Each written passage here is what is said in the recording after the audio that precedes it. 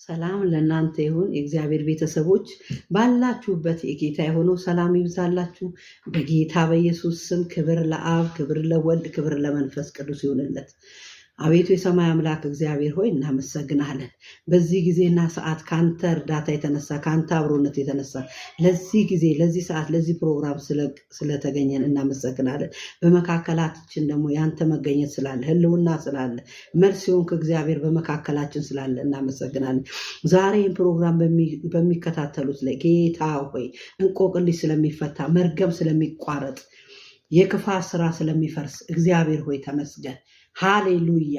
ለተጨነቀች ነፍስ መልስ ስለምትሆናት እግዚአብሔር ሆይ ተመስገን። በጌታ በኢየሱስ ስም ስልጣን አሜን። የእግዚአብሔር ቤተሰቦች ኢየሱስ ክርስቶስ ጌታ ነው። ሃሌሉያ። ደስ ይበላችሁ።